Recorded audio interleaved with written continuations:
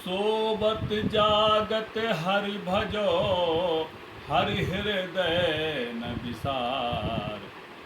दूरी गए हर नाम की, कबहू टूट न जाए। दूरी गए हर नाम की, कबहू टूट न जाए। सोबत जागत हर भजो, हर हृदय न विसार।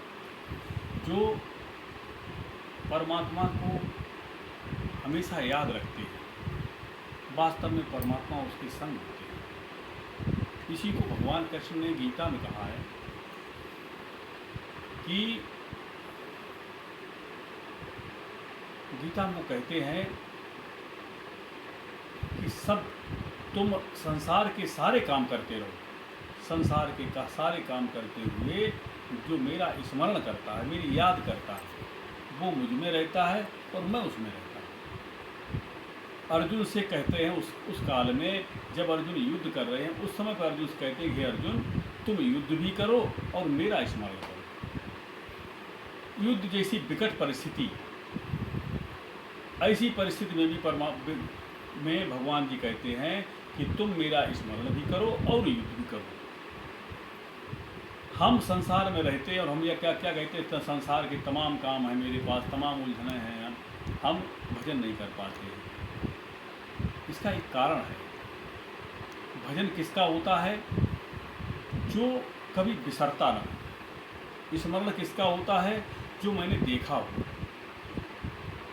इसलिए जिनको गुरुनामी विद्या मिल जाती है, जिन्होंने अपनी आत्मा का आत्म साक्षात्कार कर लिया होता है, ऐसे पुरुषों से का स्मरण हुआ करता है। स्मरण कैसा होता है? जिसका जो हमने देखा है अपने अंदर, जिसको हम देख चुके हैं, जब मुझे उसका स्मरण होता है तो वो हमेशा हमारे अंग संग होता है। इसी को गुरुनामी विद्या कहते हैं कि जिसने अपने अंदर के गुरु को जान लिया, जिसने अपने अंदर के गुरु को जान लिया, वो उससे कभी अलग नहीं होता।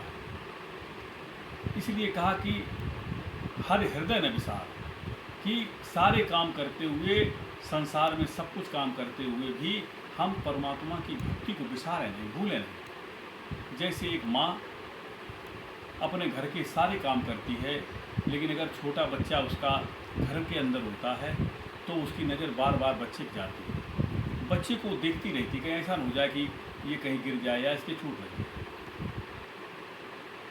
इसलिए जो इस तरह से भजते, उनके अंदर लौ टूटती नहीं। अगर है शौक मिलने का तो हर दम लो लगाता जा, न रख रोजा न मर भूखों, न जा मंदिर न जा मस्जिद, बजू का तोड़ दे पूजा, शराबे शौक पीता जा। अगर है शौक मिलने का तो हर दम लो लगाता जा। लो लगना, जिसकी लो कब लगती है? जिसको ज्ञान हो जाता है, जो अपने अंदर के परमात्मा को जान जाता, अपनी आत्मा को जो जान जाता है, उसके लिए कहा है जब बंद की आंखें तो देख ली तस्वीर यारी। ऐसे साधक का ईश्वर कभी उससे दूर नहीं होता, क्योंकि वो जान चुका है, अपने अंदर देख लिया उसने। जिसने अपने अंदर देखा है, तब कहा है जब बंद की आंखें तो देख ली तस्वीर यार की। इसी को कबीर साहब कहते हैं, दर्शन करिए साध का दिन में कई एक बार। दर्शन करिए साध का दिन में कई एक बार। जो हमारे अंदर है, हमारी आत्मा है, हम कई बार उसका दर्शन दिन में करें।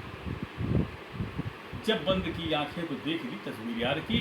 जब मेरे साथ इस तरह से प्रेम होता है, तब कहा है जिसे तू हरम में ना पा सका वो मुझसे मेरे अंदर मिल गया। जिसको बाहर खोजते थे वो अंदर मिल गया। जिसकी अंतर्मुखी खोज हो गई, अंतर्मुखी जो हो गया, अंतर्मुखी जिसकी खोज हो गई, उसने अपने अंदर ही ईश्वर को प्राप्त कर लिया। जो अपने अंदर प्राप्त कर लिया है, तब कहा है कि लाली मेरे लाल की, जित देखूं तित लाल। लाली देखन मैं गई, मैं भी हो गई लाल। उस परमात्मा की ही सारी सृष्टि है, सब जगह वही है। वही एक व्यापक सकल, ज्यों मन का में डोर। वही एक व्यापक सकल, ज्यों मन का में डोर। फिर चर कीट पतंग में दया न दूजाय और। दूसरा कोई नहीं, सब में वही एक चेतन सत्ता है। जो इस चेतनता को अपने अंदर जान जाता है, वो सब में फैले हुए सब तरफ से उसको ईश्वर ही दिखाई देता है। चेतनता कैसे जानेंगे? कि जो हमारी चेतनता हम अपने अंदर देखें, जो नीचे तक फैली है, इस चेतनता को हम कैसे समेटें, कैसे अपने स्थान को पहुंचाएं, कैसे अपने निज घर में पहुंचाएं। जो मेरा निज घर है, निज घर पहुंचना ही साधक का लक्ष्य है। साधक अगर अपने घर में पहुंचता है तो वहां पर ही उसको परम शांति है। यही मोक्ष का मार्ग है, यही मुक्ति का मार्ग है। जो इसको जान जाता है, इस रहस्य को जानता है, वही राजदार होता है। इसलिए अपनी आत्मा को जाने, संत महापुरुष से अपनी आत्मा को जाने, जान करके भजन करें, भजन करके अपने निज घर में पहुँचें। यही हमारा लक्ष्य होना चाहिए, यही हमारा उद्देश्य होना चाहिए। जिन्होंने खोजा, ज्ञान थोड़ा है, थोड़े में ही सब कुछ है। वेदों में, पुराणों में, शास्त्रों में तमाम तरह के ग्रंथ लिखे गए। वो सब लिखे काहे से गए? अपने अंदर की खोज से। क्योंकि है यही, जिसने अपने घट में जान लिया उसने सब जगह जान लिया, और घट में ही नहीं जान पाया, घट ही में पहचान ले। घट में न पहचान पाया तो बाहर केवल कल्पनाएं। इसलिए भक्ति का मार्ग यही है कि हम संत महापुरुष से मार्ग लें, मार्ग ग्रहण जान करके हम भक्ति करें। बिना जाने की भक्ति नहीं। जान करके जो कहता है वास्तव में वही कहता है, वही संत है जिसने खुद अनुभव किया। अपना निज अनुभव जो करता है, अनुभव करने के बाद जब वो दूसरे को प्रेरित करता है तो जाने कितने लोगों को लाभ मिलता है। सबका हित चाहने वाला, हेतु रहित जग जुगकारी, तुम तुम्हारा सेवक है। बिना हेतु के, बिना किसी कारण के सबका भला करने वाला, सर्वभूत हिते रहता, सभी प्राणियों के हित में रत रहने वाला, यही संत का लक्षण है। पर उपकार बचन मन काया, और संत सहेजे खुभाओ खगराया। काटई परसु मलय सुन भाई, निज गुण देई सुगंध बसाई। अगर कोई संत का अपमान भी करता है तब भी वो किसी का बुरा नहीं सोचता। इसलिए संत कौन है? संत वही है जिसका संशय समाप्त हुआ है। जिसका खुद ही संशय समाप्त नहीं हुआ है वो संत नहीं।